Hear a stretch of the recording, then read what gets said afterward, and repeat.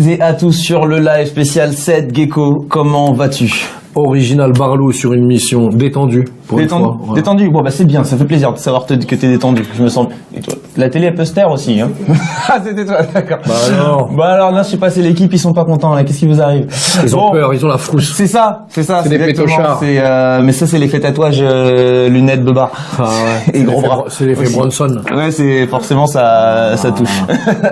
Alors le live sur Facebook, vous savez, hein, j'espère que vous êtes tous là. Laisse-moi regarder là pour voir si tout fonctionne bien. Il est là, exactement, c'est parfait. Alors sur Facebook, c'est très simple. Hein. Vous partagez le live. Faut le partager. Tu le partages avec ton frère, tu le partages avec ta mère, tu le partages avec tout le monde. Tous tes potes, vous leur dites de venir parce que là, il y a 7 Gecko qui est en direct là de suite. On va faire une petite demi-heure de live et ensuite on est sur Melty également. On est sur Melty et là, je vois qu'il y avait déjà pas mal de personnes qui s'étaient excitées sur Twitter, qui posaient des questions et tout. Donc, vous inquiétez pas. Moi, je m'occupe justement de faire le lien entre vous et 7.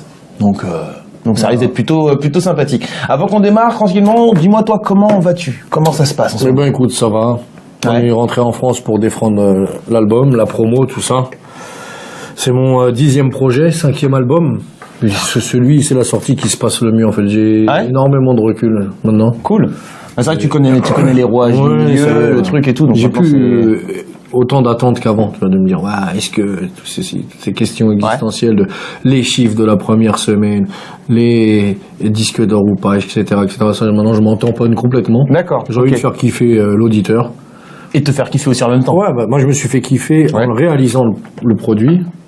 Et là, il m'appartenait jusqu'à hier soir, mais maintenant il vous appartient. Et ben voilà, allez le récupérer. Et d'ailleurs, on a un lien, je crois, là, sur la page Facebook. Hein. Il y a le lien également pour pouvoir le récupérer. Donc les amis, connectez-vous. Du gros rap de Barlow. Juste au-dessus de notre tête. Là, juste au-dessus de notre tête, là, vous pouvez le récupérer. Vous cliquez sur ce lien.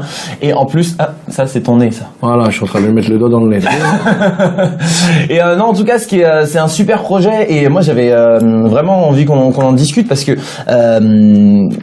il y a plusieurs phases, on va dire, l'impression dans cet album.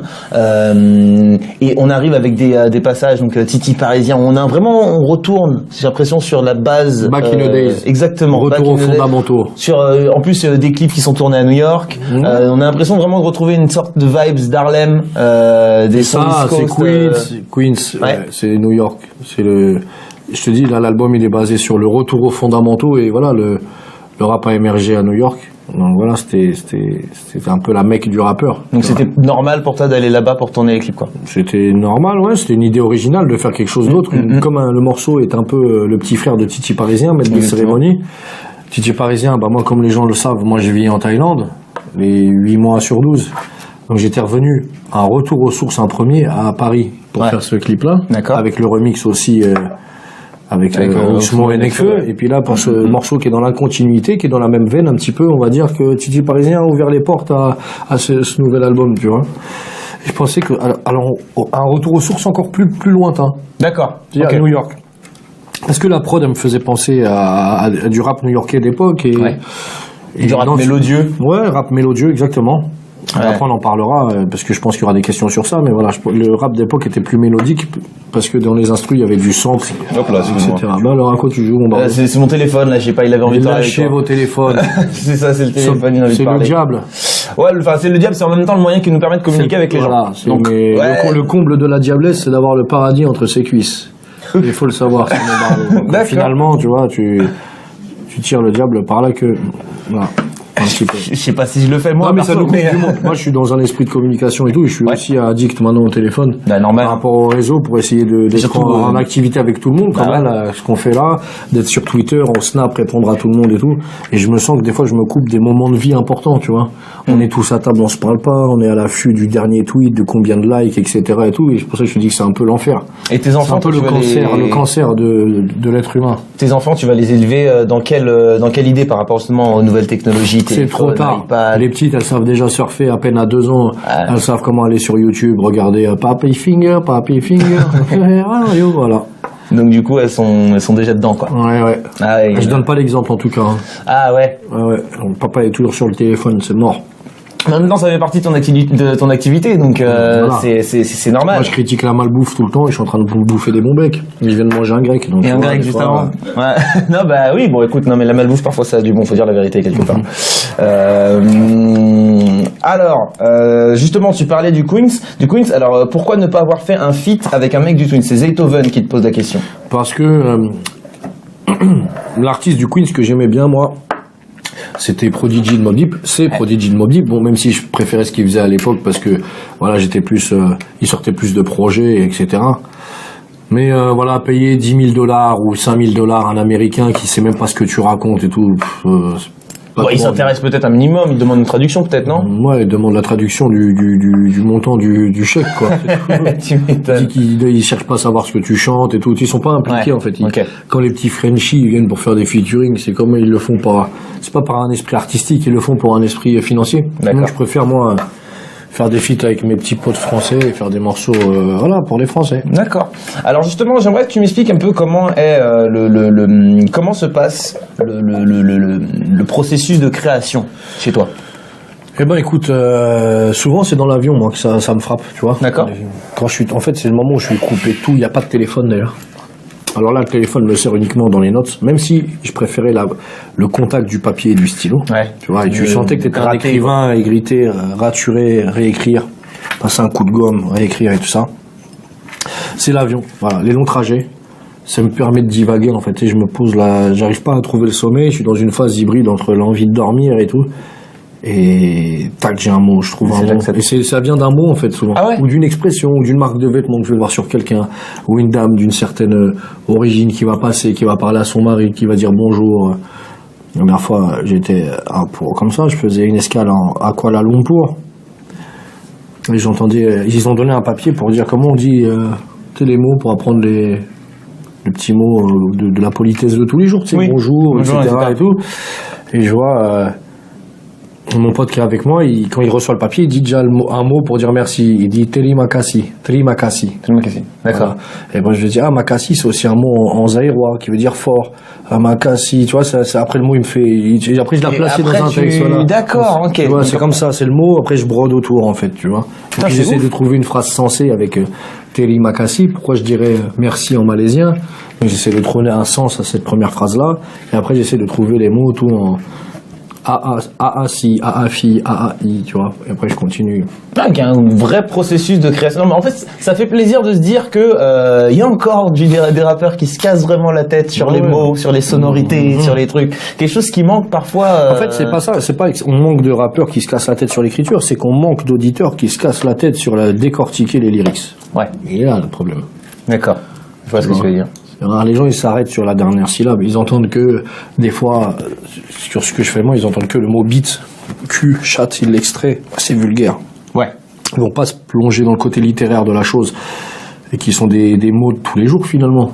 C'est des mots qui sont dans le dictionnaire, que je sache. Clairement. Si aujourd'hui, toi et moi, on est sur Terre, c'est grâce à une bite et à une chatte, non? En vrai, ouais. Et entre les deux, il y a de l'amour. Oui, vaut mieux. Voilà. Sinon, c'est. Entre les deux, il y a les boules. Il y a ça, ouais. Désolé, je suis obligé de la placer. Non, mais c'est bon, elle est placée tranquillement, ça fait plaisir. Non, mais voilà, je veux dire que tu vois, tu peux jouer avec les mots en étant un petit peu grossier. Et on va dire que je fais de la musique rabelaisienne. C'est pour citer quelqu'un, c'est Rabelais. Ouais. Tu vois. Voilà, c'est tout. C'est la musique de bon vivant. Voilà. D'accord. Mais on est fan de l'écriture d'orfèvre. Tu vois. Ouais, faire quelque chose de beau. Donc, même moi, j'aurais repoussé la rime. J'entends Terimakasi. Je vais essayer de trouver quelque chose qui rime en Terimakasi. Puisque ça fait 5 syllabes. Et c'est beau, deux phrases avec 5 syllabes de fin qui se sonnent pareil. Et les gens aiment. Ouais, là, les gens d'aujourd'hui, ils vont entendre que si, le i, en fait. Ils vont pas comprendre que si cette phrase-là d'avant a pas forcément de sens avec la phrase d'après, c'est qu'elles sont liées uniquement par les syllabes qui riment entre elles, tu vois. Voilà, faut se pencher, faut aimer les mots, en fait. Oui, mais du coup, au final, c'est au final, tu vises un public de puristes quelque part, non? Ouais, mais c'est bien.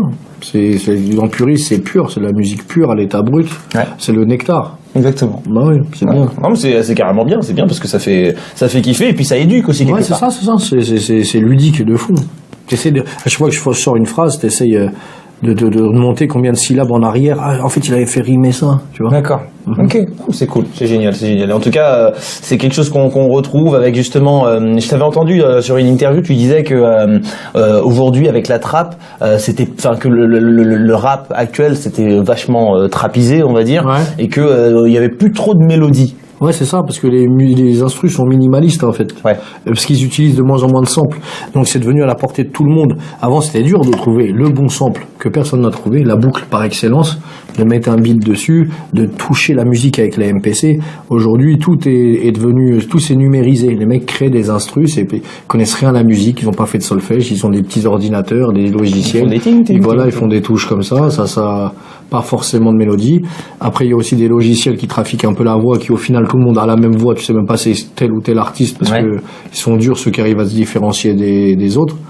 On va dire que, voilà, donc après, c'est les artistes qui apportent de la mélodie, donc ils se mettent tous à chanter comme des gonzesses. Alors que moi, de mon époque, tu rappais, c'était un DJ, il balançait un breakbeat dessus, tu rappais, et le sample, c'est une grosse boucle de funk, et que le MC se doit de kicker dessus. On est des kickers, on est des MC, on est des rappeurs, on n'est pas des chanteuses. C'est pas pareil.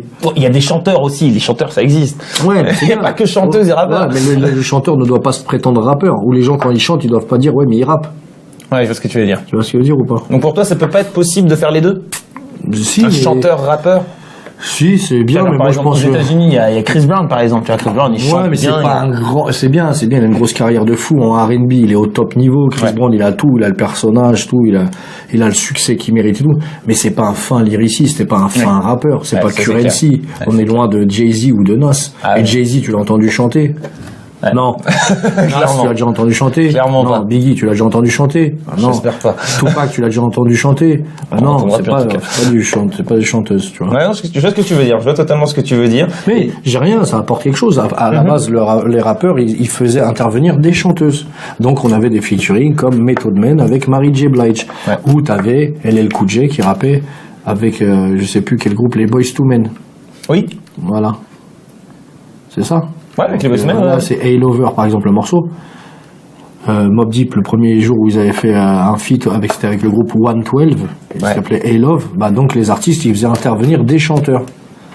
Mais comme les mecs, ils veulent pas partager leur lumière, et ben ils préfèrent faire le refrain de force eux-mêmes, pour pas partager le titre avec une autre personne. D'accord. C'est une autre vision de la musique. Moi, j'aime bien. Et toi, c'est pas quelque chose moi, je sais pas chanter, j'ai envie d'un morceau un peu chanté, j'ai fait intervenir Hamza. Mais de temps en temps, le seul qui arrive à bien chanter, à bien rapper, c'est Hamza. Et voilà. Et dédicace à toi, mon petit Hamza. Et je serai à ton concert ce soir à la Bellevilloise. Il est à la Bellevilloise ce soir? Ouais, et je vais aller faire le morceau Comme des sauvages avec lui, parce que lui, je l'adore, ce petit gars. On voit tu parles de lui de temps en temps. Tout le temps.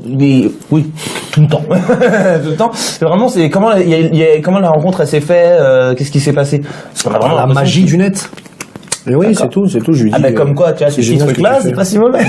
Il a dit ça, c'est bon, ça, c'est tort. Ouais, clairement. Rien n'est mauvais, c'est quand c'est consommé dans l'excès que c'est mauvais. Ouais. Du coup, Gecko pourrait parler comme ça quand même. Putain, merde. Non, franchement, mais je dis, j'avais regardé du coup ce que tu faisais, donc je savais qu'il y aurait moyen d'avoir une conversation avec toi. Mais non, mais c'est vrai que, et puis même dans tes sons, on le sent. Si justement on s'arrête pas au beat chat, tout ça, exactement, bien vu. Non mais il y a une réflexion en fait. Puis il y a des titres aussi où je le fais pas, comme Maître de cérémonie, ça n'est pas dedans, comme Funky Barlou. Et Funky Barlou, justement, je voulais qu'on parle de Funky Barlou parce que là pour le coup c'est clairement, là j'ai l'impression que t'as fait la base du hip hop. Ouais, c'est ça, exactement. Un corner, un angle de rue. Exactement. Une paire de teams, un survêt de coton, un polo fila de l'époque et une instru. Et un clip un clip moderne. Ouais, plus street, ça s'appelle un street clip pour nous, ça. Mais les gens, voilà, à la base, on vend de la musique. Donc, ils ont été réceptifs à la musique. Ah, clairement, c'était. Et j'ai pas eu besoin de chanter. Le morceau a fait l'unanimité, mais il y avait de la mélodie dans la musique. Génial. Oui. Hein, vraiment génial. Et donc la grosse claque, ça a été donc Titi Parisien qui a eu un succès extraordinaire. C'était le retour du Set Gecko. Ouais. Moi c'est avec ce son-là que je me suis dit mais je le connais ce garçon. À quel moment? Et super son. Et en plus, donc, tu fais sur le remix, tu fais intervenir Oxmo Puccino et Nekfeu. En plus, génial, moi personnellement qui m'a fait kiffer, c'est le fait que tu ne redises pas la même chose dans le son que dans le remix. Ouais, exact. Parce que ça, on l'a souvent vu celle-là. Ouais, mais j'étais obligé, tu vois. Je m'affronte à un monstre sacré du rap qui est Oxmo, même s'il intervient un petit peu, c'est magique. C'est un morceau où il y a 3 générations qui se retrouvent sur le même titre. Clairement. Des plumes parisiennes, on va dire. Et on se passe le relais. C'est un peu comme si j'étais adoubé par Oxmo Alors que, tu vois, des fois, on pourrait croire que je suis un rappeur vulgaire, mais quand des plumes comme Oxmo être valides, ça veut bien dire ce que ça veut dire. Clairement. T'es reconnu par tes pairs, tu vois ce que je veux dire. C'est un mec que j'ai écouté, lui. Et moi, je passe le relais à Nekfeu, même s'il n'avait pas besoin de mon relais. Mais c'est bien, c'était trigénérationnel. Je trouve que ça a fait une bonne alchimie. Et ça on a essayé de le refaire sur Maître de cérémonie, remix. En fait, on a essayé aussi de le faire, mais voilà, on n'a pas trouvé la formule adéquate. D'accord. Mais voilà, pour refaire des types avec des combinaisons comme ça, je verrais bien un morceau Seth Gecko, Jazzy Bass et Flint, par exemple. Pour faire encore un morceau parisien avec la plume. Ah ouais, ça pourrait être un bon truc. Cool. Parce que c'est vrai que ça, c'est une info de Barlou que vous allez avoir. Ah, mais là, pour je ne dis pas si elle est faite, mais bon, voilà, il y en a déjà un des deux qui a posé. Et grosse dédicace à toi, mon Barlou. D'accord, lequel des deux? Ah bah, je te dis pas, laisse. T'as raison. Alors justement, tiens, tu dis Barlou souvent, t'as Barlou ici, il y a Barlou partout dans les commentaires là tout de suite sur le live. Barlou, c'est quoi un Barlou? Un Barlou, bah t'as juste à mettre le mot à l'envers, tu vois, des fois c'est aussi simple que ça. Non, mais c'est un loubar. C'est justement pour mais toi. Qu'est-ce que c'est un loubar? Je suis pas là pour donner la définition du mot loubar. Depuis la nuit des temps, on sait ce que c'est un loubar. Je suis pas là pour apprendre aux gens. On peut me demander si j'avais pas inventé le mot. C'est ça le problème qu'il y a en France, c'est que les gens se réapproprient les mots et leur donnent des autres définitions. Bah, un loubar, c'est quoi? C'est un blouson noir. C'est le voyou à la française. C'est le tendre voyou. C'est une dégaine. C'est un lifestyle. D'accord. Le loubar, il fréquente les bars, je suppose. Il met des coups de latte dans la porte pour que le bar s'ouvre. Il crache jamais sur une bagarre. Voilà, c'est un teigneux, c'est quelqu'un de bourru, de rentre dedans. Et donc toi, c'est un petit peu fou la merde. Ouais, mais moi je suis Barlou, for real, for life, for sure. Barlou till I die. Ok. Un Barlou qui essaie de parler anglais aussi, c'est ça. Pourquoi ça essaye, mais ça arrive pas. Non, mais si ça arrive, c'était anglais. Tu vois, est-ce que tu te rappelles de Happy Days? Une vieille série, putain. Non, pas du tout. Mais au secours. Ouais, tu te rappelles pas de Richie Cunningham, non? Tout ça, ça dit rien. Bah, il y avait Fonzie dedans. Et bah, c'était lui, le roi des Barlous. Ouais. Le cran d'arrêt, le perfecto, la banane, celui qui est un peu plus dur que les autres. C'est ça un Barlou. Mais on n'est pas forcé d'avoir la barbe, des muscles et des tatouages pour être un Barlou. C'est un état d'esprit, Barlou. Une femme peut être Barlou, mais il n'y a pas de Barlou au féminin. Il y a des femmes de Barlou. Des femmes de Barlou. Mais quelque part, pour être une femme de Barlou, faut l'être un petit peu quand même. Ouais, donc les Barlous aiment les femmes qui aiment les Barlous. Ok. Voilà. D'accord. Bon, ben voilà, au moins j'ai la définition, je voulais la vraie définition, qu'est-ce que c'est que pour toi. À l'époque, j'avais sorti un album qui s'appelait Bad Cowboy, un Bad Cowboy, c'est un peu la même chose que Barlou, tu vois. C'est quelqu'un pour résumer, d'un cerveau endommagé, tu vois, destroy. Totalement destroy, un mec. Voilà. Ouais, pourquoi pas. Il y a Donnin qui dit, il est trop jeune, le gars. Bah ouais, je suis jeune, j'ai 24 ans. Et alors, voilà, place aux jeunes. Ah ouais. 24 ans, mais je m'en sors pas trop mal. Je vois avoir le sang qui boue que le bout qui sent, mon gars. C'est ça. Et regarde, il y a un film que je viens de voir de Sadek avec Depardieu, qui est un peu de la rencontre d'un vieux schnock et d'un jeune con, entre guillemets, c'est ça. Et c'est magnifique, il faut aller le voir. C'est le Tour de France et j'ai kiffé, franchement. D'accord, cool. C'est ça, c'est ce truc un peu de la session d'un vieux homme blanc de la classe ouvrière qui rencontre un petit jeune de banlieue rappeur. Et les deux, ils ont des a priori les uns sur les autres et ils arrivent à trouver, s'aider finalement et à trouver des points communs et tout. Il est mortel son film. Ouais, la bande-annonce, elle est sortie il y a quelques temps, on l'avait partagé également sur Messi. Voilà, force à Sadek que son film est sorti hier, le 16. Yes. Et là, il y a Barlou qui sort aujourd'hui, les Barlou. Il y a un t-shirt offert. Regarde, pour être un Barlou, déjà, faut commencer, même si t'as pas le cran de te faire le tatouage sur ta petite peau, ta peau de lait. Écoute-moi bien, mon jeune Barlou, t'as juste à enfiler l'armure du Barlou. Et ça protège des balles, ça protège des coups de couteau. Je te le dis, moi. Personne te touchera si tu as marqué Barlou sur ton t-shirt. Parce qu'on sait que t'es le copain, ce gecko, mon gars. D'accord, fais-le. Mais n'essaye pas, mais voilà. Fais pas non plus, fais pas comme la pub sur les iPhones où les mecs ils ont dit faut percer à la perceuse. C'est de la bêtise. Ou mettre le iPhone dans le micro-ondes d'une minute, ça le recharge plus vite. Fais gaffe, mon gars. Il y en a qui croient en plus. Bois de l'aura, bien sûr. Il y en a qui croient. C'est sûr. Il y a Ruru qui dit un feat avec Renaud. Ce serait cool. Putain. Alors là, toi, t'es devin. Je sors d'un interview où ils me demandaient c'était quoi le feat que j'aurais aimé faire dans ma carrière. D'accord. Et j'ai répondu Renaud, parce que Renaud est un des précurseurs de la loubardise. Exactement. Il est dans la barloutitude, la barloucratie à plein nez. L'attitude des blousons noirs, quoi. Ouais, c'est ça. C'est Renaud. Écoutez, un peu des artistes en marge, un peu réfractaires au service à l'État. On fait de la musique libertaire, un peu musique de prolo, un petit peu de voilà, c'est ça, les classes ouvrières, la lutte ouvrière, etc. et tout. Et j'aurais bien kiffé, ouais, mais après voilà, t'as vu, des choses se font, d'autres ne se font pas. C'est un peu des gens un peu difficiles à contacter. Ouais, surtout donc que c'est pas facile, ouais, il est dans sa sphère, à un moment donné, il sortait de sa cure de trucs, je sais pas si je me trompe, il a des petits problèmes d'alcoolisme et tout, c'était dur un peu de l'aborder, et tout ça, mais c'est que partie remise. De toute façon, il y a d'autres artistes encore, mais ça aurait fait une bonne combinaison. Ah, ça aurait été vraiment bien. Qui s'appelle Barlou, c'était sûr qu'avoir un petit Renault, même de faire une interlude, ça aurait été sympa, mais j'ai eu Joey Star, qui est aussi le père des Barlou. Voilà, un vrai Barlou. Big up à toi, mon Joey. Le Barlou des 972. Il y a Michael qui dit que ton concert à Strasbourg était lourd. Ouais, mortel. J'ai kiffé aussi. Le lendemain, j'ai fait Metz. Notre salle était plus petite à Strasbourg. Mais tu vois, c'est comme quoi, c'est pas. Un concert, il est bon à la qualité du public, pas à la taille de la salle. Clairement. Voilà, je suis un rital que personne ne touche à ma part de lasagne. Je suis tatoué, j'ai les yeux clairs comme taille de lasagne. Et ça, tu m'en diras des nouvelles. Taille de la salle, taille de lasagne. Ça, c'est une 4 syllabes. C'est ça, c'est de la rime. T'as compris ou pas? Non, clairement. Et part de lasagne. Total. Tu comprends ou pas? Total. Alors, prenez-en de la graine.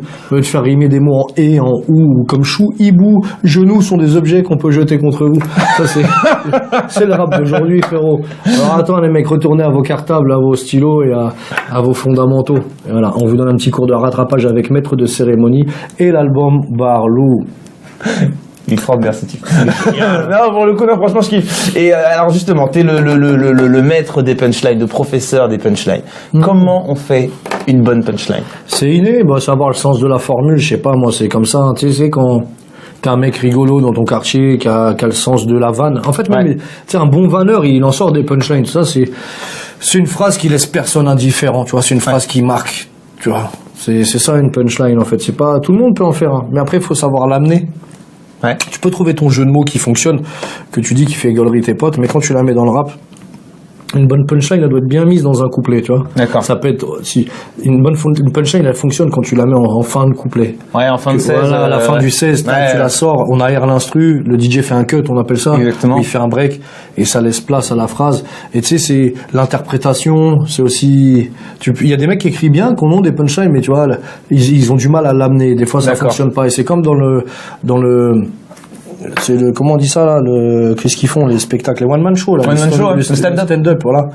Tu vois, il y a une manière théâtrale d'amener la respiration pour que la phrase tombe bien. Tu peux pas faire rire comme ça. Faut amener la blague, tu tiens le mec en haleine, tac tac et boum boum boum, tu la places. Cet art là, tu dois le faire aussi. C'est un peu plus difficile parce que nous on a une musique derrière. Ouais. Tu vois, des fois, une nana, moi, je suis conscient que les femmes, elles ont de l'humour. De toute façon, les plus belles femmes du monde, c'est celles qui ont de l'humour. Donc, elles peuvent comprendre ma musique, moi. Si elles le lisent, les phrases, les punchlines, elles peuvent se dire, ah ouais, c'est rigolo, oh, le salopard, ou quoi comme ça. C'est sûr, quand c'est amené avec de la musique dure, avec un mec qui a une grosse voix dure, avec une dégaine de dur, c'est dur de lui expliquer que tu fais ça avec du second degré. Tu vas dire, ouais, c'est un gros connard, c'est un gros machiste. Ouais, c'est ce que tu vois. Ouais. Mais c'est pas du tout ça. Faut savoir, des fois, c'est de la musique, c'est de la culture qu'on apporte, c'est du divertissement. Ouais. Et c'est, voilà, il y a des films d'horreur. Tu vois, dans le cinéma, c'est le 7e art. Bah, on est là pour l'être humain, il aime bien avoir des émotions. On va au cinéma pourquoi? Pour soit rigoler, c'est ce que la fait de rire, soit pour pleurer, tu vois, de l'empathie dans les scènes tristes. On recherche quelque chose.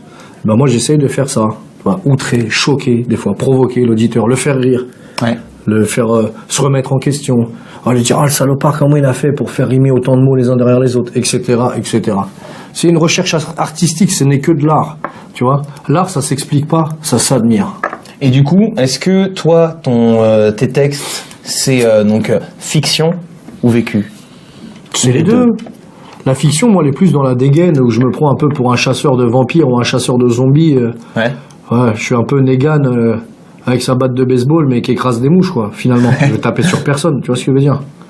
Mais, ouais, les textes, c'est inspiré de tout. Des fois, quand c'est tiré d'un film où c'est un peu fictif, et je place toujours la référence du film ou de la série ou du bouquin ou de l'auteur, parce que ça amène, j'intellectualise la musique, on lui donne des références pour un côté, je dis, ludique, d'apprendre, tu vois, transmettre une culture. Et après, il parle de ça. Putain, je l'aime bien, lui. Ah ouais, je suis sûr que s'il parle d'une série comme ça doit être le truc d'une série. Ben, ça pousse le mec à faire des recherches. D'accord. À utiliser son Google. Tu vois, à la base, avant, on avait tout l'univers dans mon génération. T'avais soit ta maman, ton papa ou ton grand frère. Tes grandes sœurs. C'est eux qui transmettaient les trucs. Donnaient les trucs, ouais. Les gens, ils ont pas forcément ça, ou ils ont plus le temps. Les gens sont pris dans la vie parisienne, speed, de bosser, de courir la course à l'argent où plus personne n'a le temps de se retrouver ou plonger dans son téléphone. Donc pour pas faire chier ton grand frère qui est en train de se palucher sur YouPorn, eh ben tu prends toi-même ton petit objet de malheur et tu cherches. Voilà. Tu fais ta recherche tout seul. Tu fais ta recherche plutôt que d'être sur YouPorn. Vaut mieux faire des recherches que d'aller sur YouPorn. Pour faire des recherches. Pornhub ou RedTube, il y en a plein. Il y en a plein d'autres. De cochons, on vous a vu. On vous connaît, on sait que vous êtes là-bas. Alors moi du coup, tu parlais justement de films et de séries. Alors tu sais que sur Melty, on parle de séries, on parle de films, on parle de musique, etc. Alors toi, si donc la série que tu kiffes en ce moment là. Là, je meurs parce que elle est terminée la saison. C'était American Horror Story. Ah ouais, ouais. C'était le truc que tu kiffais. Ouais, c'était lourd. Là, je suis à la saison 7 de Walking Dead. Ça défonce. Ouais, forcément, quand tu parlais de Negan. Bah, j'attends l'épisode qui arrive après. C'est bon, ça arrive dans 2 jours. Game of Thrones aussi. Voilà, et puis les 2 grosses séries que j'ai matées en entière qui m'ont rendu fou quand même, c'était Oz et Breaking Bad. Tu vois. Après, des fois, je décroche. Tu vois, par exemple, Hannibal, j'ai aimé la première saison, après, j'ai pas réussi à suivre la deuxième. D'accord, ok. Mais t'es quand même un sérivore, quoi. Ouais, je glousse. Et Banshee, je meurs pour Banshee. Banshee, je meurs pour Rebecca. T'es à fond. Oui, je suis une sorte de proctor incroyable dans le rap, quoi. Ah, tu kiffes le truc et t'es à fond. J'adore les vilains, moi, les super méchants dans les trucs. Ouais. Je préfère le méchant à chaque fois. Je préfère le Joker que Batman. Voilà. Donc là, pour l'instant, t'es plus Negan que Rick. Ouais, j'aime bien quand même. J'ai de l'empathie pour Rick. Il lui arrive que des misères. Même Daryl, un peu, c'est un anti-héros, un petit peu, mais exactement. Il est en train d'avoir. Ils lui font du mal, ce petit Daryl. Ah, je vous spoilerai pas. Ouais, je veux pas faire le salopard. Comme tous les petits salopards qu'on dit que si je te fends le crâne en 2, quel œil se fermera le premier? Ben c'est qui là qui s'est pris l'œil sur le côté? C'est le pauvre Glenn. Oh là là, vous m'avez spolié ça sur Twitter, bande de salopards. Vous m'avez même pas laissé apprécier mon épisode de Walking Dead quand c'était sorti. Ah ouais, non, ça parce que moi j'avais dit à l'époque, 1 an avant, parce que moi je suivais le comics, c'est chiant, un petit peu un train d'avance. J'ai dit ça va saigner, demande à Negan et Lucille. Et non, je dis, ils parlent de qui ce mec-là? Ils ont mis du temps. À capter. Et comme moi dans le clip, j'avais déjà mis la batte de baseball avec le barbelé tout le temps. Je disais, vous allez comprendre bientôt. Et quand on arrivait petit à petit là, à la fin de la saison 6, ouais. Et le début le trailer de la saison 7, ils sont dans le bâtard, ils parlaient de Negan et Lucille et tout. D'accord. Donc tu places également des séries et niveau film, mis à part donc Tour du Monde dont tu parlais à 5 minutes. Ouais, bah je regarde tous les films d'horreur qui sortent un petit peu. Hein. Ouais. Je crois que le dernier que j'ai regardé, mais un petit peu en retard, c'était Green Inferno. Vous n'avez pas vu, c'était le remake de Cannibal Holocaust. D'accord, je peux vu celui-ci. Voilà. Et tiens, justement, avec Melty, parce que par exemple, t'as vu le film Ouija 2 Non. Donc, tu sais, le principe. Ouais, la planche Ouija. J'introduis mon album comme ça. La première phrase, c'est invoque-moi, sors une planche Ouija. Ouais. Voilà. Et c'est par rapport à Conjuring, tout ça, c'est que ces films-là et tout. Il y a Ouija 2 qui est sorti, mais parce que le 1, on n'en a pas entendu parler. Pas trop. Hein. Pas trop, il a pas Personne n'a entendu celui-là, je crois. Là, pour le coup, c'était. C'est vrai, parce qu'il s'appelle Ouija 2 et on se rappelle pas du. Mais je suis pas sûr que le 1 s'appelait Ouija.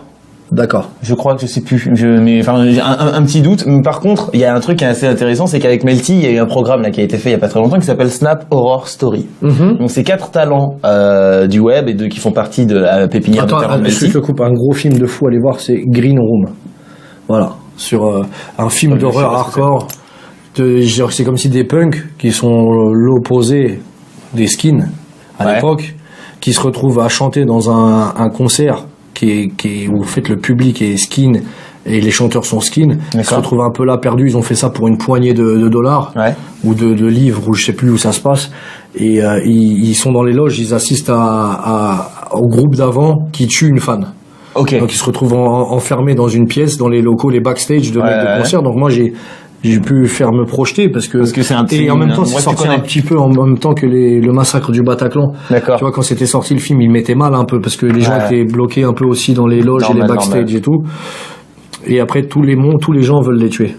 D'accord. Tout le public et tous les artistes d'avant, ils veulent faire disparaître que c'est les seuls qui ont vu le truc. Et là il se passe quelque chose et c'est un film d'horreur, mais c'est pas horreur avec des vampires ou des zombies. C'est des images très gore quoi. D'accord. Super film, Green Room. OK. Bah écoute, Ça a l'air très inspirant, ça aussi. Donc du coup, je te parlais donc de Snap Horror Story, où c'est 4 talents du web qui vont partir dans un château hanté. Tu sais qu'en France, il y a des châteaux réputés hantés. Et donc ils vont passer 3 jours là-dessus, et donc ils vont faire vivre leur aventure via les réseaux sociaux, via les jeunes, etc.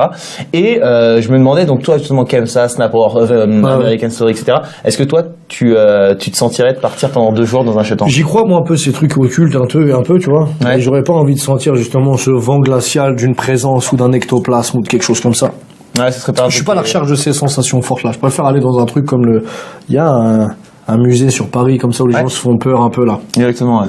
Mais qui est pas du tout hanté d'ailleurs. Moi ça je préfère faire ça. Là, c'est vraiment et de faire le gros dur. Ça fait pas peur ton truc à mettre des baffes aux mannequins et tout.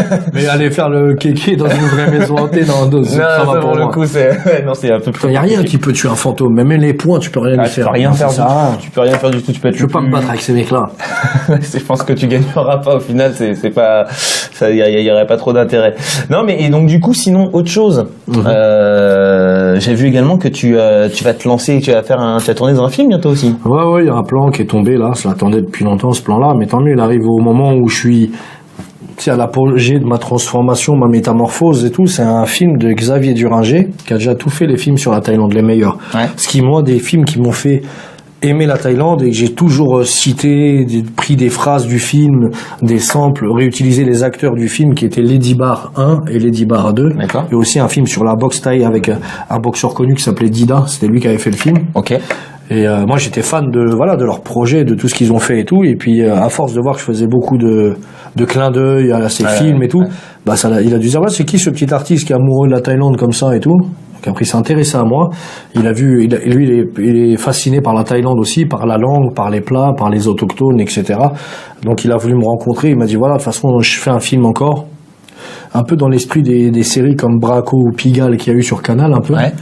Et ce sera ça sur des Français qui sont installés à l'étranger, qui ont fait un braquage 15 ans auparavant et qui ont joui de l'argent en ouvrant des business en Thaïlande. Mais il y en a un qui vient de sortir de prison et qui réclame sa part du gâteau. Et là commence une guerre en Thaïlande, une guerre de gang qui peut se passer tous les jours quoi en Thaïlande. Tu vois, des mecs qui reviennent récupérer de l'argent parce que c'est un endroit où se cachent beaucoup les gens qui se refont des nouvelles vies, un peu la Thaïlande. Ouais. Et puis voilà, le monde est petit, Dieu est grand, et il y a que les montagnes qui se croisent pas, on va dire. Donc voilà, c'est cool. Moi, le scénar, le pitch, il me plaît bien. Voilà, tu vois, moi je peux glisser mes tatouages comme ça et tout, c'est sûr comme ça je peux pas jouer le rôle d'un curé ou ni d'un keuf, tu vois, cette dégaine-là. Pourquoi pas? Ah si, avec un peu de fond de teint sur les tatouages, ça peut le faire. Ouais. Et puis, non, mais tu vois ce que t'as compris. Non, mais je vois ce que tu veux dire. Non, mais c'est cool, du coup, c'est un truc easy, parce que il veut le rôle d'un mec qui a un bar à filles en Thaïlande. Voilà, c'est ma vie en fait. D'accord. Donc du coup, juste à mettre une GoPro sur la tête de son caméraman et en vrai, voilà, et ça se passera bien. Il a son film. D'accord. Et du coup, ça c'est quelque chose qui va être tourné quand? Ça se passe pendant la fête de l'eau en Thaïlande. D'accord. Qui est quand ça du coup? C'est le 12 et 13 avril, c'est le jour de l'an thaïlandais. Ok. Et les gens s'amusent, c'est une bataille d'eau à ciel ouvert pendant 3-4 jours où tout le monde joue, s'arrose, ils vendent dans tous les 2 mètres de l'eau, parce que tu l'achètes pour recharger ton réservoir, des pistolets, des soccer balls, là tu sais, les trucs pour s'arroser, des pistolets à eau dans tous les centres, dans tous les magasins, toutes les boutiques sont recouvertes de bâches pendant 72 heures. D'accord. Tu peux arroser la police, tout le monde dans la rue en moto, en voiture, tout le monde s'arrose, et toutes les filles sont en bikini, c'est sympa. Ouais, Miss T-shirt mouillé, là t'as tout le monde. Voilà. Et tu vois, ils vont allier des scènes de fusillade intégrées pendant cette fausse fusillade à l'eau. Tu vois, ça va rendre un truc aussi qui a pas été vu dans le cinéma, qui est Songkran, la fête de l'eau. Ouais. Et eux, c'est leur jour de l'an où les gens se purifient pour se demander pardon. Tu vas voir l'autre et tu le laisses t'arroser d'eau. D'accord. Si voilà, c'est un moment où tout le monde se demande pardon et se mettre du talc sur le visage et s'arrose avec de l'eau. D'accord, donc ça va être quelque chose qui va arriver donc très bientôt. Bah, j'ai hâte de voir ça et puis faudrait que tu me donnes des tips parce que moi je vais aller en Thaïlande bientôt là. J'aimerais bien savoir si tu as des tuyaux, des petits tuyaux. Faut passer au bar pour ça. Ah bah écoute, c'est 29 rue Bengla, les Barlots, on vous attend. C'est la haute saison qui arrive. Ouais. Je serai là dans le bar tous les soirs. Le 2 ou le 3 janvier, je suis en concert aux Séductions. C'est une grosse boîte de nuit là-bas. Donc venez, on va s'éclater. Moi je parle avec tout le monde. Tu vois ce petit dialogue qu'on fait tous les deux, je le fais avec tous mes clients tous les soirs. Quand t'as des trucs intéressants à raconter, je t'écoute. Si tu vois que je parle pas avec toi, c'est que tu racontes que de la merde, mon gars. Ou que t'es bourré. Et que t'es bourré et que je le suis pas encore. Et que j'ai du mal à te supporter, comme moi j'ai pas un petit coup dans le nez. Voilà. Écoute, ce sera avec plaisir en tout cas que je te retrouverai là-bas. Merci beaucoup d'être venu sur Melty. Merci à toutes les personnes qui étaient connectées sur le live. Merci à vous les barlots. Et donc bien sûr, l'album, allez le récupérer. Du bon rap, du vrai rap. Du rap de Barlou, du pur et dur. Du rap de Barlou. Ciao les gars. Ciao, XO.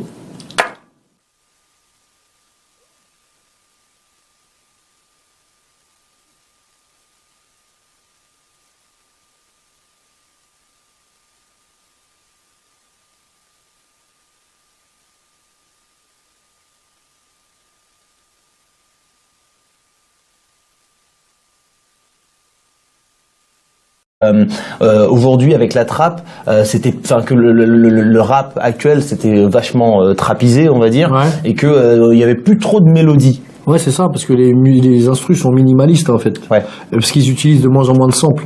Donc c'est devenu à la portée de tout le monde. Avant, c'était dur de trouver le bon sample que personne n'a trouvé, la boucle par excellence, de mettre un beat dessus, de toucher la musique avec les MPC.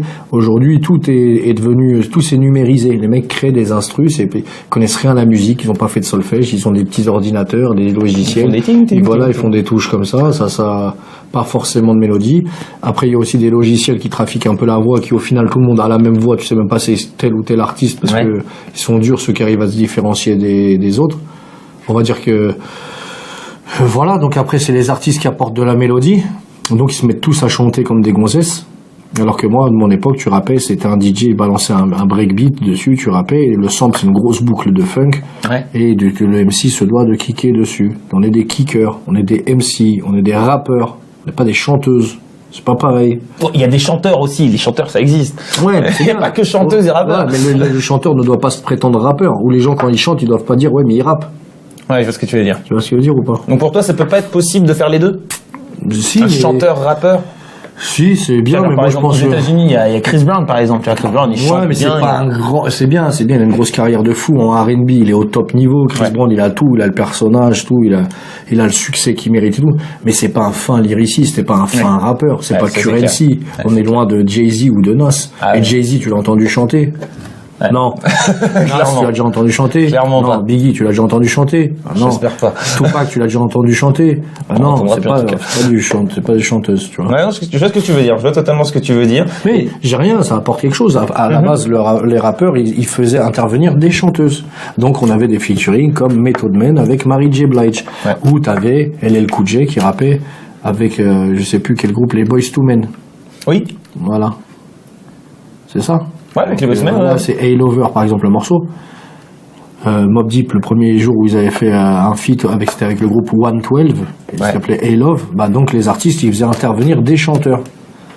Mais comme les mecs, ils veulent pas partager leur lumière, ils préfèrent faire le refrain de force eux-mêmes, pour pas partager le titre avec une autre personne. D'accord. C'est une autre vision de la musique. Moi, j'aime bien. Et toi, c'est pas quelque chose moi, je sais pas chanter, j'ai envie d'un morceau un peu chanté, j'ai fait intervenir Hamza. Mais de temps en temps, le seul qui arrive à bien chanter, à bien rapper, c'est Hamza. Et voilà. Et dédicace à toi, mon petit Hamza. Et je serai à ton concert ce soir à la Bellevilloise. Il est à la Bellevilloise ce soir? Et je vais aller faire le morceau Comme des sauvages avec lui, parce que lui, je l'adore, ce petit gars. On voit tu parles de lui de temps en temps. Tout le temps. Oui, tout le temps. Tout le temps. C'est vraiment, c'est comment comment la rencontre elle s'est faite, qu'est-ce qui s'est passé? C'est vraiment la magie du net. Et oui, c'est tout, je lui dis. Ah ben comme quoi, tu vois, ces petits trucs-là, c'est pas si mauvais. Il a dit ça, c'est bon, ça, c'est tort. Ouais, clairement. Rien n'est mauvais, c'est quand c'est consommé dans l'excès que c'est mauvais. Ouais. Du coup, c'est Gecko pourrait parler comme ça quand même. Putain, merde. Non, franchement, mais j'avais regardé du coup ce que tu faisais, donc je savais qu'il y aurait moyen d'avoir une conversation avec toi. Mais non, mais c'est vrai que, et puis même dans tes sons, on le sent. Si justement on s'arrête pas au beat chat, tout ça, exactement, bien vu. Non mais il y a une réflexion en fait. Puis il y a des titres aussi où je le fais pas, comme Maître de cérémonie, ça n'est pas dedans, comme Funky Barlou. Et Funky Barlou, justement, je voulais qu'on parle de Funky Barlou parce que là pour le coup c'est clairement, j'ai l'impression que t'as fait la base du hip hop. Ouais, c'est ça, exactement. Un corner, un angle de rue, exactement. Une paire de teams, un survêt de coton, un polo fila de l'époque et une instru. Et un clip un clip moderne. Ouais, plus street, ça s'appelle un street clip pour nous, ça. Mais les gens, voilà, à la base, on vend de la musique. Donc, ils ont été réceptifs à la musique. Ah, clairement, c'était. Et j'ai pas eu besoin de chanter. Le morceau a fait l'unanimité, mais il y avait de Sans la refrain. mélodie dans la musique. Génial. Oui. Hein, vraiment, vraiment génial. Et donc la grosse claque, ça a été donc Titi Parisien qui a eu un succès extraordinaire. C'était le retour du Set Gecko. Ouais. Moi, c'est avec ce son-là que je me suis dit mais je le connais ce garçon. À quel moment? Et super son. Et en plus, donc tu fais sur le remix, tu fais intervenir Oxmo Puccino et Nekfeu. En plus, génial, moi personnellement qui m'a fait kiffer, c'est le fait que tu ne redises pas la même chose dans le son que dans le remix. Ouais, exact. Bah Parce que ça, on l'a souvent vu celle-là. Ouais, mais j'étais obligé, tu vois. Je m'affronte à un monstre sacré du rap qui est Oxmo, même s'il intervient un petit peu, c'est magique. C'est un Et à tous sur le live spécial Set Gecko. Comment vas-tu? original Barlow sur une mission détendue. Détendu. Bon, bah, c'est bien, ça fait plaisir de savoir que t'es détendu. Je me sens. Et toi, la télé, elle peut se taire aussi, hein. Ah, c'était toi, d'accord. Bah alors, non, je sais pas, c'est l'équipe, ils sont pas contents, là. Qu'est-ce qui vous arrive? Ils ont peur, ils ont la frousse. C'est ça. C'est des pétochards. Mais ça, c'est l'effet tatouage, lunettes, beubare. Ah ouais. Et gros bras. C'est l'effet Bronson. Ouais, c'est forcément ça touche. Alors le live sur Facebook, vous savez, hein, j'espère que vous êtes tous là. Laisse-moi regarder là pour voir si tout fonctionne bien. Il est là, exactement, c'est parfait. Alors sur Facebook, c'est très simple. Hein. Vous partagez le live. Faut le partager. Tu le partages avec ton frère, tu le partages avec ta mère, tu le partages avec tout le monde. Tous tes potes, vous leur dites de venir parce que là il y a Set Gecko qui est en direct là de suite. On va faire une petite demi-heure de live et ensuite on est sur Melty également. On est sur Melty et là je vois qu'il y avait déjà pas mal de personnes qui s'étaient excitées sur Twitter, qui posaient des questions et tout. Donc vous inquiétez pas. Moi je m'occupe justement de faire le lien entre vous et Set. Donc ça risque d'être plutôt sympathique. Avant qu'on démarre tranquillement, dis-moi toi comment vas-tu? Comment ça se passe en ce Eh moment? ben écoute, ça va. On est rentré en France pour défendre l'album, la promo, tout ça. C'est mon 10e projet, 5e album. C'est la sortie qui se passe le mieux en fait. J'ai énormément de recul maintenant. Cool. C'est vrai que tu connais les rouages du milieu, le truc et tout. Donc j'ai plus autant d'attentes qu'avant, tu vois, de me dire, est-ce que ces questions existentielles de les chiffres de la première semaine, les disques d'or ou pas, etc., ça, maintenant je m'en tamponne complètement. D'accord. J'ai envie de faire kiffer l'auditeur. Et de te faire kiffer aussi en même temps. Ouais, moi je me suis fait kiffer en réalisant le produit. Et là, il m'appartenait jusqu'à hier soir, mais maintenant il vous appartient. Et ben voilà, allez le récupérer. Et d'ailleurs, on a un lien, je crois, là, sur la page Facebook. Hein. Il y a le lien également pour pouvoir le récupérer. Donc les amis, connectez-vous. Du gros rap de Barlow. Juste au-dessus de notre tête. Là, juste au-dessus de notre tête, là, vous pouvez le récupérer. Vous cliquez sur ce lien. Et en plus, ça c'est ton nez, ça. Voilà, je suis en train de lui mettre le doigt dans le nez. Et non, en tout cas, c'est un super projet. Et moi, j'avais vraiment envie qu'on en discute parce que il y a plusieurs phases, on va dire, l'impression dans cet album. Et on arrive avec des passages, donc Titi Parisien. On retourne, j'ai l'impression, sur la base. Back in the days. Exactement. Retour aux fondamentaux. Sur, en plus, des clips qui sont tournés à New York. On a l'impression vraiment de retrouver une sorte de vibes d'Harlem, des sons c'est Queens, c'est New York. Je te dis, là, l'album, il est basé sur le retour aux fondamentaux et voilà, le rap a émergé à New York. Donc voilà, c'était un peu la mecque du rappeur. Donc c'était normal pour toi d'aller là-bas pour tourner les clips, quoi. C'était normal, ouais. C'était une idée originale de faire quelque chose d'autre. Comme le morceau est un peu le petit frère de Titi Parisien, maître de cérémonie. Titi Parisien, moi, comme les gens le savent, moi, je vis en Thaïlande, les 8 mois sur 12. Donc j'étais revenu un retour aux sources, un premier à Paris pour faire ce clip-là. D'accord. Avec le remix aussi. Avec Oxmo et Nekfeu, et puis là pour ce morceau qui est dans la continuité, qui est dans la même veine un petit peu, on va dire que Titi Parisien a ouvert les portes à ce nouvel album, tu vois. Je pensais que alors un retour aux sources encore plus lointain. D'accord. À New York. Parce que la prod elle me faisait penser à du rap new-yorkais d'époque et du rap mélodieux. Ouais, rap mélodieux exactement. Après on en parlera parce que je pense qu'il y aura des questions sur ça, mais voilà, le rap d'époque était plus mélodique parce que dans les instrus il y avait du sample, etc. Alors à quoi tu joues c'est mon téléphone là, il avait envie de parler. Lâchez vos téléphones. C'est ça, c'est le téléphone, il a envie de parler. C'est le diable. Ouais, enfin c'est le diable, c'est en même temps le moyen qui nous permet de communiquer avec les gens. Donc le comble de la diablesse, c'est d'avoir le paradis entre ses cuisses. Il faut le savoir. Finalement, tu vois, tu tires le diable par là que voilà. Un petit peu. Je sais pas si je le fais moi. Non, mais ça perso, nous coupe du monde. Moi, je suis dans un esprit de communication et tout. Et je suis aussi addict maintenant au téléphone. Bah, normal. Par rapport au réseau pour essayer d'être surtout, en activité avec tout le monde. Quand même, là, ce qu'on fait là, d'être sur Twitter, on snap, répondre à tout le monde et tout.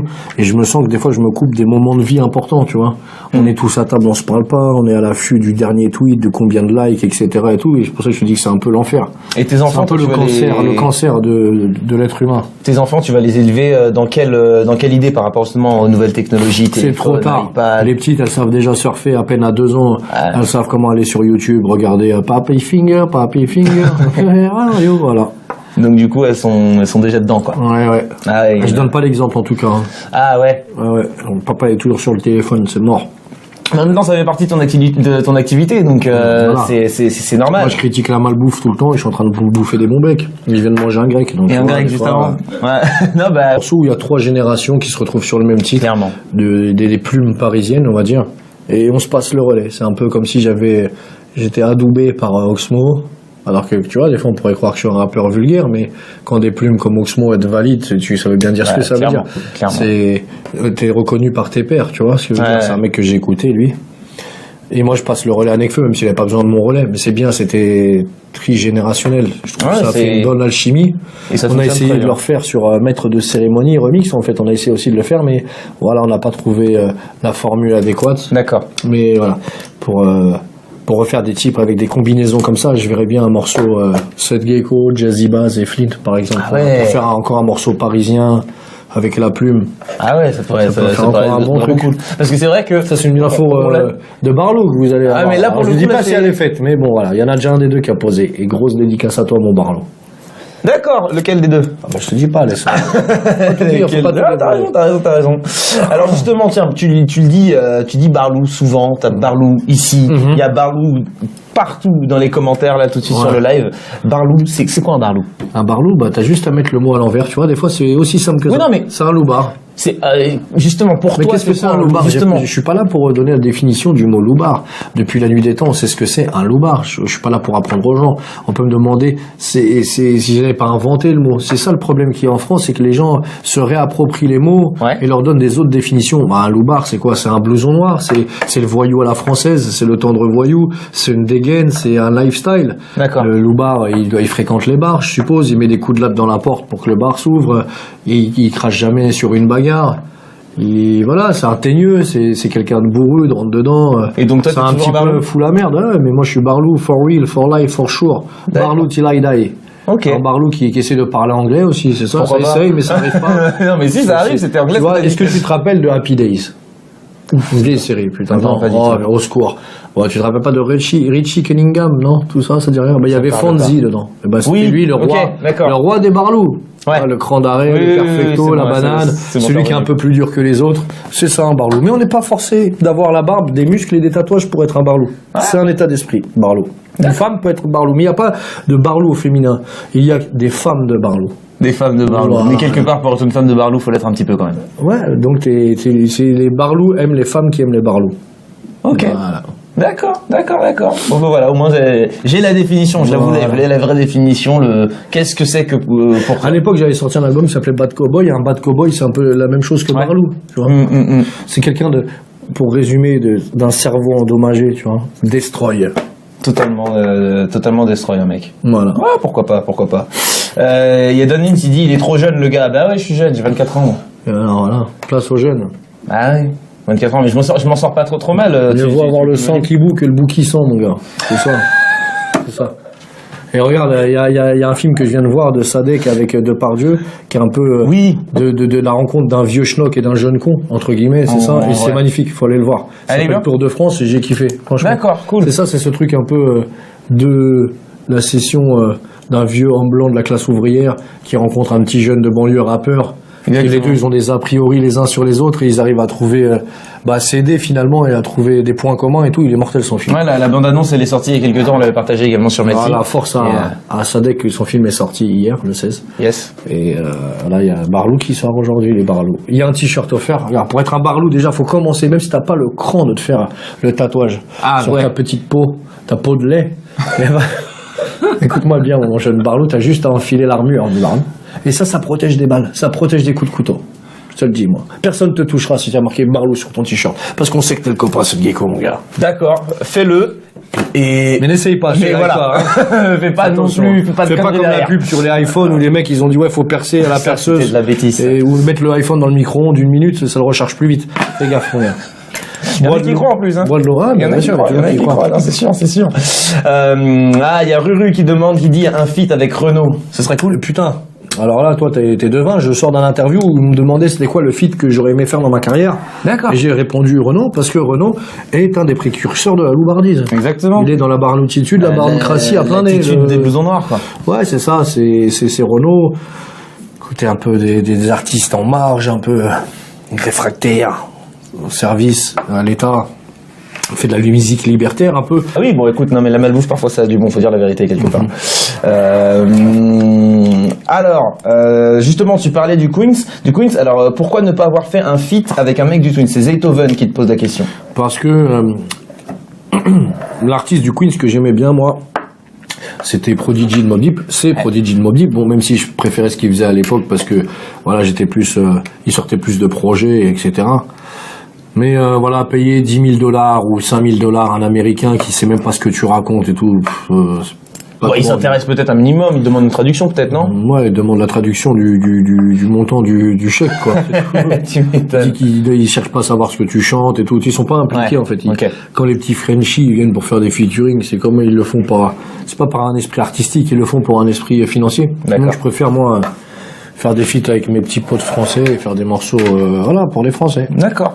Alors justement, j'aimerais que tu m'expliques un peu comment est comment se passe le processus de création chez toi. Eh ben, écoute, souvent c'est dans l'avion, moi, que ça me frappe, tu vois. D'accord. Quand je suis, en fait, c'est le moment où je suis coupé de tout. Il n'y a pas de téléphone d'ailleurs. Alors là, le téléphone me sert uniquement dans les notes, même si je préférais le contact du papier et du stylo. Ouais. Tu vois, et tu sentais que tu étais un gratter, écrivain, égriter, raturer, réécrire, passer un coup de gomme, réécrire et tout ça. C'est l'avion. Voilà, les longs trajets, ça me permet de divaguer en fait. Et je me pose là, j'arrive pas à trouver le sommeil. Je suis dans une phase hybride entre l'envie de dormir et tout. Et tac, j'ai un mot, je trouve un mot. Et ça vient d'un mot en fait souvent, Ah ouais. ou d'une expression, ou d'une marque de vêtements que je vais voir sur quelqu'un, ou une dame d'une certaine origine qui va passer, qui va parler à son mari, qui va dire bonjour. La dernière fois, j'étais comme ça, je faisais une escale à Kuala Lumpur. Et j'entendais, ils ont donné un papier pour dire comment on dit les mots pour apprendre les petits mots de la politesse de tous les jours, tu sais, Oui. bonjour, Bonjour, etc. etc. et tout. Et je vois mon pote qui est avec moi, quand il reçoit le papier, il dit déjà un mot pour dire merci. Il dit terima kasih. D'accord. Voilà. Et moi je lui dis makasi, c'est aussi un mot en zaïrois qui veut dire fort. Makasi, tu vois, c'est après le mot il me fait. Après je l'ai placé dans un texte. Voilà. D'accord, ok. Tu vois, c'est comme ça, c'est le mot. Après je brode autour en fait, tu vois. Et puis j'essaie de trouver une phrase sensée avec terima kasih. Pourquoi je dirais merci en malaisien? Donc j'essaie de trouver un sens à cette première phrase là. Et après j'essaie de trouver les mots tout en si, fi, i, tu vois. Et après, je continue. Ah, il y a un vrai processus de création. Non, mais en fait, ça fait plaisir de se dire que il y a encore des rappeurs qui se cassent vraiment la tête sur les mots, sur les sonorités, sur les trucs. Quelque chose qui manque parfois. En fait, c'est pas ça. C'est pas on manque de rappeurs qui se cassent la tête sur l'écriture. C'est qu'on manque d'auditeurs qui se cassent la tête sur la décortiquer les lyrics. Ouais. Et là, le problème. D'accord. Je vois ce que tu veux dire. Alors, les gens, ils s'arrêtent sur la dernière syllabe. Ils entendent que, des fois, sur ce que je fais moi, ils entendent que le mot beat, cul, chat, ils l'extraient. C'est vulgaire. Ouais. Ils vont pas se plonger dans le côté littéraire de la chose. Et qui sont des mots de tous les jours, finalement.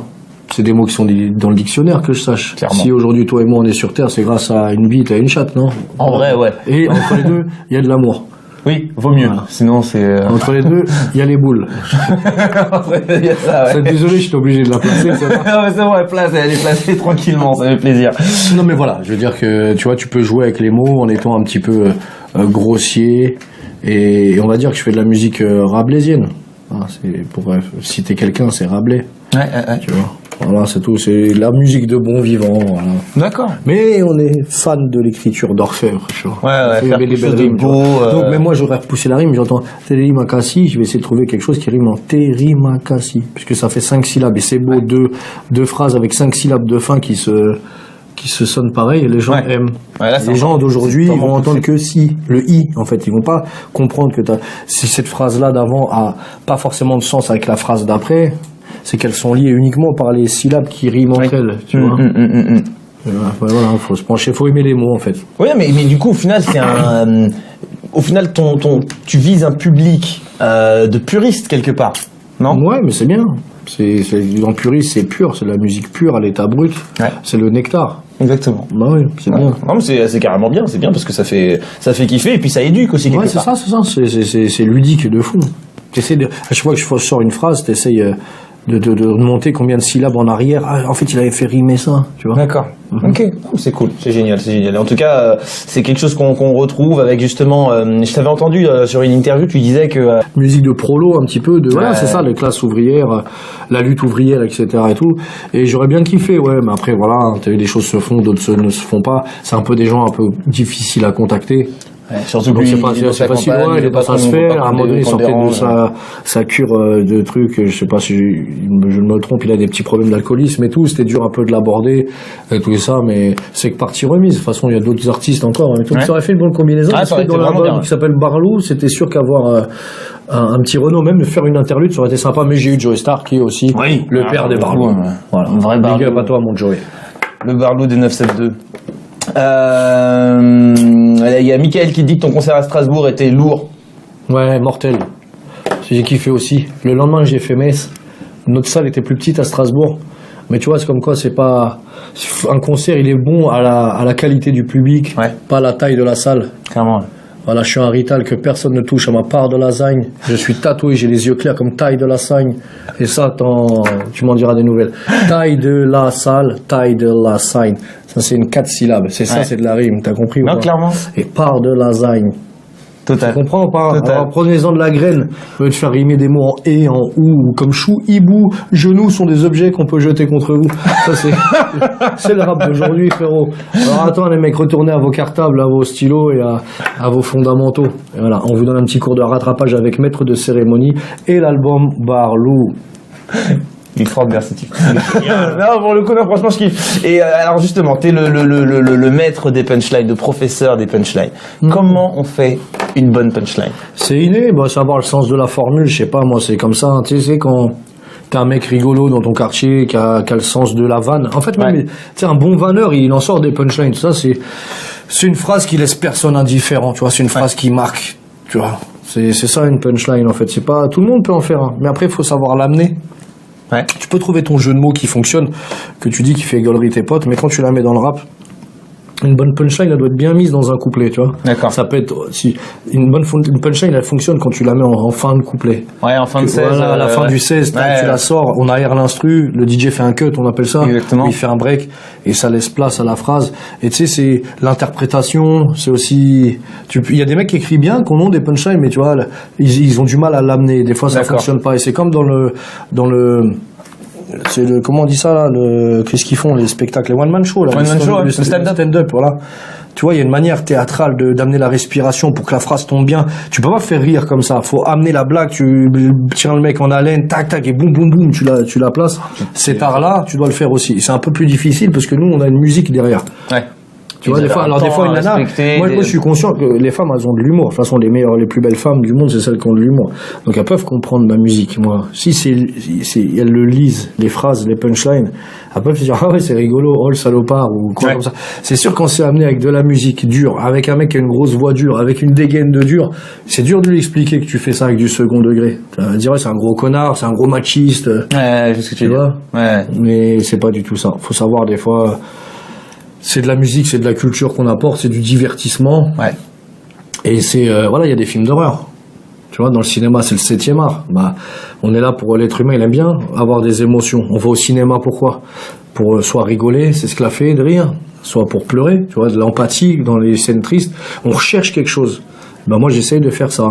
Outrer, choquer, des fois, provoquer l'auditeur, le faire rire. Ouais. Le faire se remettre en question, lui dire, le salopard, comment il a fait pour faire rimer autant de mots les uns derrière les autres, etc., etc. C'est une recherche artistique, ce n'est que de l'art, tu vois. L'art, ça s'explique pas, ça s'admire. Et du coup, est-ce que toi, tes textes, c'est donc fiction ou vécu? C'est les deux. La fiction, moi, elle est plus dans la dégaine, où je me prends un peu pour un chasseur de vampires ou un chasseur de zombies. Ouais. Ouais, je suis un peu Negan avec sa batte de baseball, mais qui écrase des mouches, quoi, finalement. Je vais taper sur personne, tu vois ce que je veux dire. Mais ouais, les textes, c'est inspiré de tout. Des fois, quand c'est tiré d'un film où c'est un peu fictif, et je place toujours la référence du film ou de la série ou du bouquin ou de l'auteur, parce que ça amène... j'intellectualise la musique, on lui donne des références pour un côté, je dis, ludique, d'apprendre, tu vois, transmettre une culture. Et après, il parle de ça. Putain, je l'aime bien, lui. Ah ouais, je suis sûr que s'il parle d'une série comme ça doit être le truc d'une série. Ben, ça pousse le mec à faire des recherches. D'accord. À utiliser son Google, tu vois. À la base, avant, on avait des tout l'univers.